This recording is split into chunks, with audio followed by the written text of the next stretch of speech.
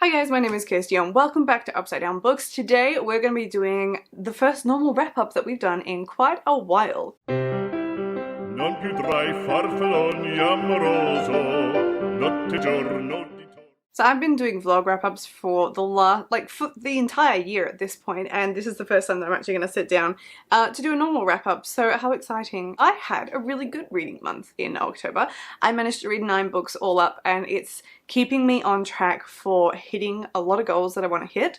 So I thought we would start by just having a quick overview and look at all of these goals that I've been tracking throughout the year and how I'm going with them. First up, for my Goodreads challenge, I've got my challenge going to read 88 books this year, and I'm definitely going to hit that, and I'm well ahead. I'm about 8 books ahead at the end of October, so I've read 82 books, and I'm going to read enough books to hit 88 by the end of the year. We've still got 2 months to go, so that's really exciting that I'm going to hit and surpass the best reading score that I've had ever. And I am very close to being on track to hitting my goal of reading 100 books in a year. I've never done this and I so want to hit it, but I'm about 3 books off actually doing that. So I've got to make a real effort to make up some ground over the next couple of months to see if I can do it. Hopefully I can. I like to believe in myself, but I feel like it will be more disappointing to finish on 99 than it would be to finish on like 88. So let's hope I can do that. Other things that I've just been really enjoying is I feel like I've rediscovered my passion for rereading stuff. Not rediscovered, I've just discovered it. And you're going to see that in my wrap up for October, and also my love of classics. Both of these have been 2 great achievements for 2022.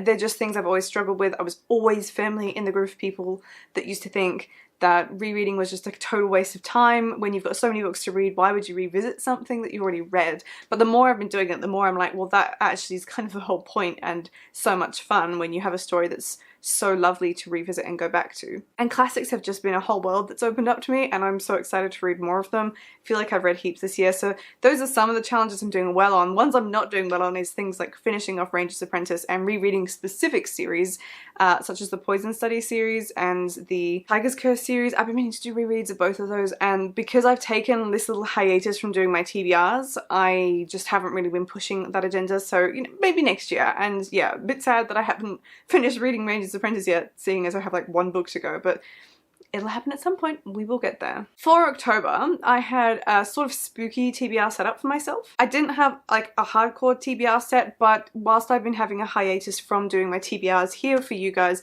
I have been doing them on my blog. So if you're not following that, make sure you do. It's ozbooksnow.com, because I'm releasing all sorts of other content that you don't see here, so you don't want to miss out, such as like reviews for literally every single book that I read.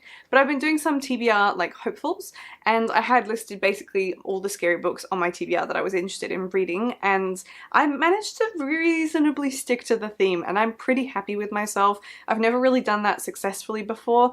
I certainly feel that pulling back and having like not really any review copies clogging up my TBR has given me so much more freedom, and I feel like I'm genuinely seeing some progress in me getting through my backlist TBR, because I'm not totally weighed down by review copies now. It was a very freeing decision. I'm so glad I did it. So I said, let's just jump in, let's have a look at what I read, and then we can decide at the end whether we think I was spooky enough. But yeah, I'm very excited about all the books that I read. The first one was Murder on the Orient Express by Agatha Christie. I did like a 48-hour readathon to get through some of the Agatha Christie's I have on my shelf. I have about 4 of these in these really cute small editions with like this sort of theme on the cover. I do have a bigger collection in nicer collector's editions, but I also really want to get all of these. I've just become really obsessed with Agatha Christie. She's like my new thing, and after doing this little readathon, which is all vlogged for you and you can check out that video above, I feel like I've made myself a little bit of a name for being an Agatha Christie nerd. I've got a few other Agatha Christie adjacent books, like the Marple short story collection that came out, and the Christie Affair, both on my TBR, both waiting to be read. Very excited about that.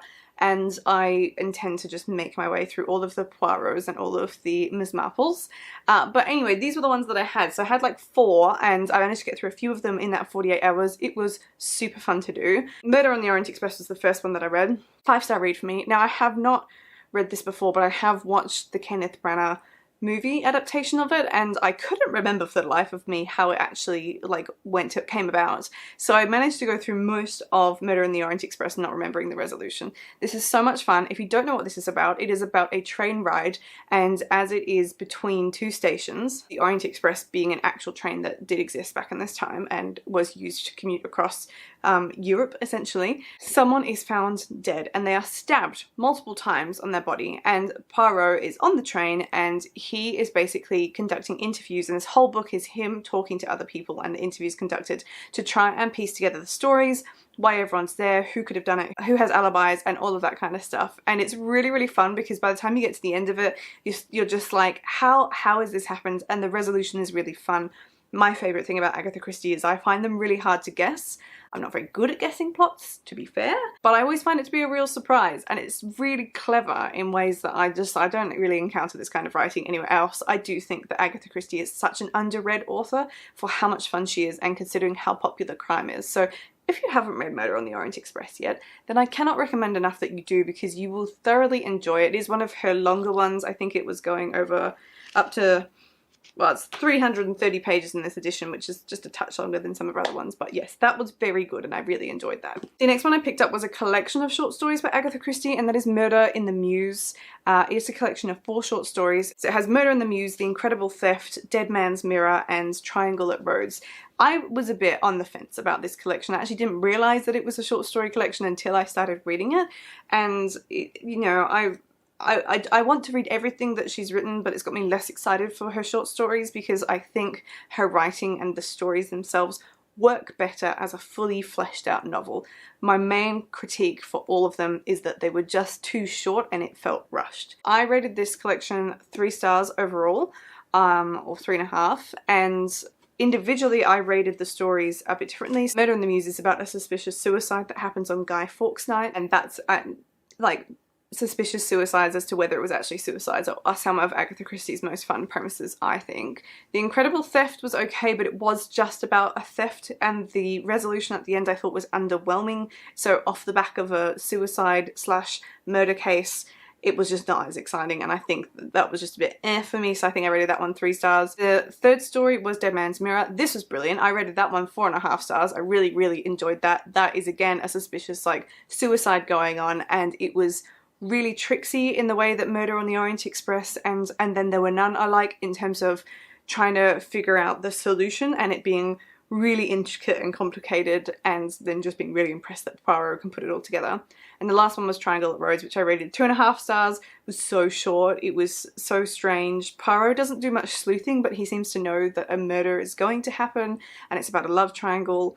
But I could have done without that one. So if you have access to this and you want to read a story from it, then definitely read Dead Man's Mirror, but I could take or leave the rest of them. In amongst this, I then finished the audiobook I was listening to, and that was Project Hail Mary by Andy Weir, which, yes, I am rereading. This was one of my top 5 books from last year. I thoroughly enjoyed this. Andy Weir has to be my favourite sci-fi author at the moment. And the audiobook came up free on Audible, so I thought, why not revisit it? And this was genuinely so entertaining to revisit via audiobook. The narration of it is really well done, it's very well performed, and the way that they do the other character that features in this was very interesting for audiobook format, and if you know, you know.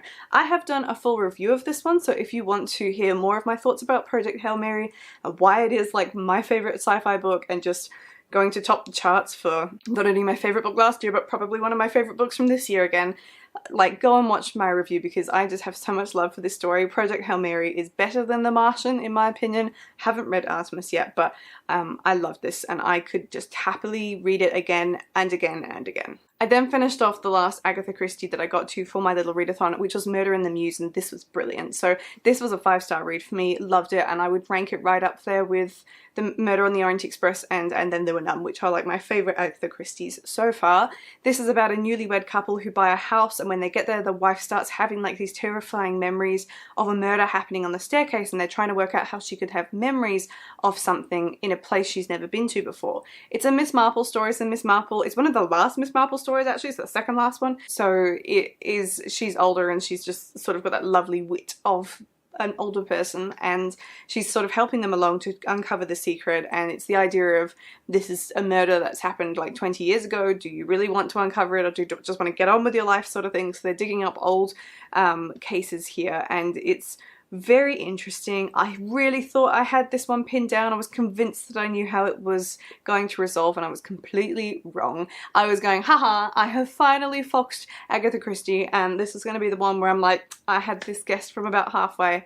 But no, when it was revealed how and what and who everything happened, I had it completely wrong. So that is what I love about Agatha Christie's, and always makes it so fun that I just seem completely incapable to actually guess what's going on. So this is great. If you haven't even heard of this one, because I feel like I haven't heard much about Sleeping Murder, then go and get yourself a copy, because this one is worth it, okay? The next book that I read was another reread, and it is one that has been long overdue, and that was Heir of Fire by Sarah J Maas.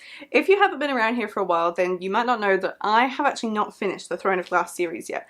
I have forever been at the point of reading Tower of Dawn and Kingdom of Ash, but when they came out, I just found the year gap in waiting to be too long, and I lost my momentum. They get so much longer from Heir of Fire onwards, and originally this is where I completely lost momentum with it. And I finished Empire of Storms having quite struggled to piece, like, I enjoyed it and I loved Empire of Storms, but I really struggled to just keep in my mind who's who and what's going on and how it's relevant with things that have happened in the past. So I basically just went, that's it, we're going to pause and we're going to wait and we're going to go back and we're going to reread them, because this is just too hard. This is the series that I actually think is better read in succession. Naturally, I'm failing to do that on the reread. So it's actually been like 2 or 3 years since I started the reread, which is really terrible and just totally missing the point. Chris finally convinced me that I should just pick up the book and read it, or it's not going to happen, and I'm really glad I did, because read this a lot faster than I did originally and enjoyed this a lot more than I did originally. I still think this is one of the slowest books of the series and probably my least favourite compared to everything else that happens. It's not bad, it's just for like 60% of the book, not a lot happens, and there's a lot of new characters to wrap your head around. When I first read this is the book where the witches are introduced, and I didn't enjoy the witches to start with. I pictured them wrong for starters. I pictured them as old crones, and they're actually really young and attractive women, so that caused me problems later on in the series. But I also just found the pacing of the witches story to be so slow. Knowing what role they have to play coming up in the future, I think I enjoyed it more this time because I was able to tolerate how slow the witches chapters are, because when you really think about it, they don't do an awful lot throughout the book, but they are crucial to what's coming up next. So this was really fabulous to reread. I would still peg this at 5 stars. The Throne of Glass books is just something about them where a lot of them I think are defaulting to 5 stars for me, because even with variances and how much I enjoyed them, they're just really good books. Like, Throne of Glass I think is popular for a really good reason, and I don't think A Court of Thorns and Roses is of the same quality of this series. This is her first series, and I just think that it's really well written, and it's such a beautiful world that she has created. So if you haven't read any Sarah J Maas yet, then unless it's really just like smutty romance that you want, then I really recommend reading this, because this is good and proper fantasy. So that was really fun to read, and I'm hoping that in the next few months I'll move on and pick up Queen of Shadows, because Queen of Shadows at this point is definitely my favourite book in the series. Very traumatic story, and I'm like half excited and half terrified to dive into it. So yes, what a tick, what an accomplishment. So pleased with myself. Next book I finished was an audiobook, and that was Miriam Margulies' Memoirs, and I read this off the recommendation of a work friend. I loved this. Now, Miriam Margulies was known by me, at least before I read this, as being Professor Sprout in Harry Potter, and I thought, you know what, I'm keen for this. She narrates her own audiobook, she's in her 80s, and she's just crazy and wonderful and lovely, and it's actually a very insightful memoir, I thought, that was filled with lots of good advice and lots of really interesting stories. I love how blunt she is.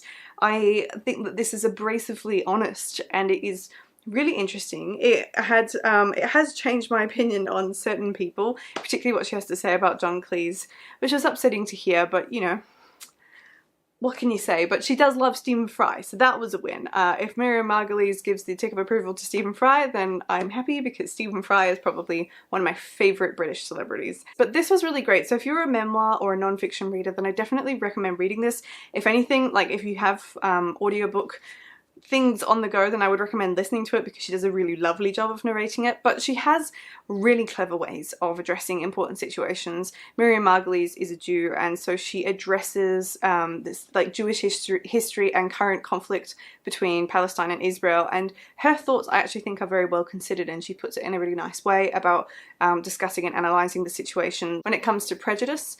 So yeah, I think there's a lot to offer, like to be offered by this. So if you know anyone who enjoys memoirs, or if you enjoy memoirs, this is definitely like a must read in my opinion.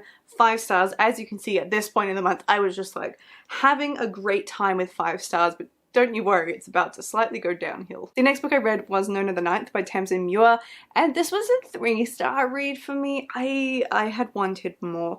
This is a big book, and this was a hard read, and I had gone through the other 2 via audiobook, but decided that I wanted to do this actually reading it, just because these are incredibly complicated and confusing science fiction fantasy novels. They're about necromancy, and they're mad. These books are mad. I loved Gideon. Gideon made it onto my all-time favourite list. Like, proper stardom for a book. But when it came to Harrow, I was just so confused by the story and like did not understand what had gone on with the book that I ended up rating that one 3 stars and was just generally less impressed with Harrow the Ninth. I couldn't tell you what happened in it. I went through the whole book just clutching desperately at straws to try and piece it together, and I came out of it just like, I enjoyed the experience, but was a bit, because if you don't understand what goes on in the book, then it's kind of hard to like it. I was really hoping that Nona would fix all of that and would like bring us back and bring it home strong, but this was honestly quite weird. There are a lot of different characters introduced in this, and even like there are characters that we know that go by different names, but you're not told who's who, so you have to put a lot of work in to figuring out who is who, and they swap names like with no reason, so there's like 2 names used and you got to work it out.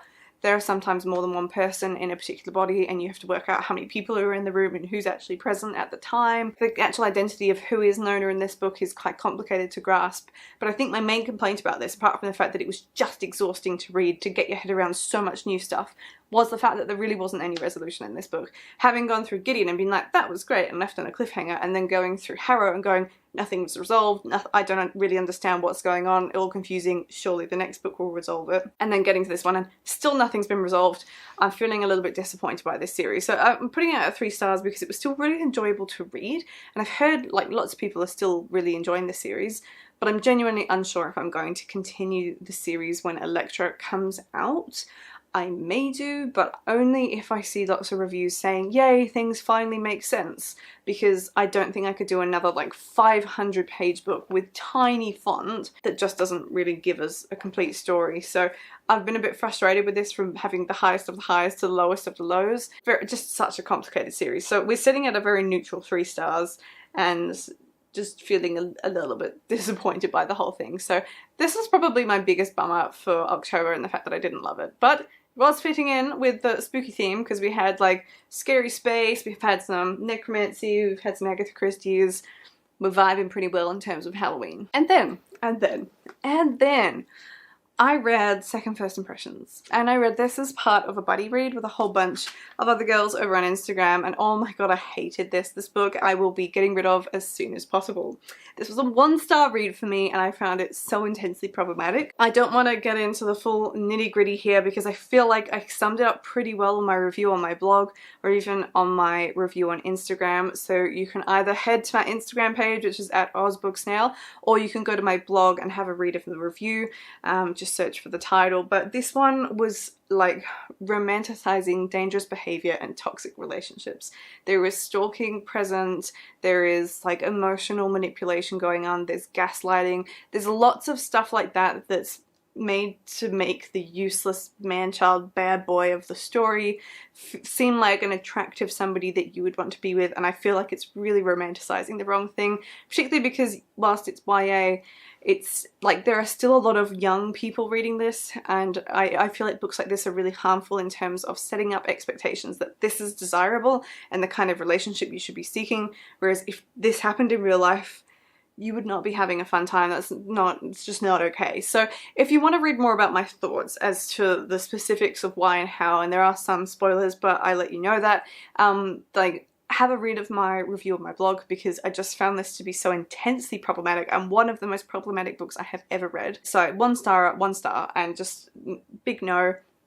We had interesting conversations at the end of the buddy read where other people enjoyed it more, but we all agreed that there was definitely problems with the book, and I for one and a number of other people are not interested in reading any more Sally Thorne if this is the kind of like stereotyping, cliched and bad behaviour that she's using as a crutch to get like an addictive page-turning romance going. It was very easy to read because it was a very simple story, but I'm so disappointed by this. I had really wanted to like it, but yeah, 1 star from me, and absolutely dumbfounded that so many people are reading and loving this, and it terrifies me to think that people think that this is an idealistic relationship.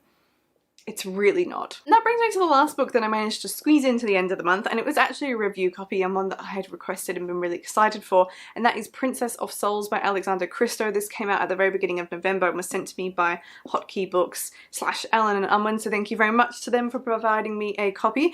I read To Kill a Kingdom back when it came out, and I feel like me and quite a lot of other people really loved To Kill a Kingdom, and just how everything she's written since hasn't quite hit the mark. This ended up being a 3-star read for me because the first half was good and the second half just didn't really cut the mustard. This has a really interesting premise, and I think what Alexandra Christo does really, really well is write creepy, weird villains. So in this story, you've got a kingdom, you've got an immortal king who basically takes the souls of his subjects to feed himself by killing them and taking the souls, with a witch underling that he keeps in the castle to keep him immortal and living forever. And the main character is the heir to the witch, so the next witch that will be helping him harvest the souls of his subjects.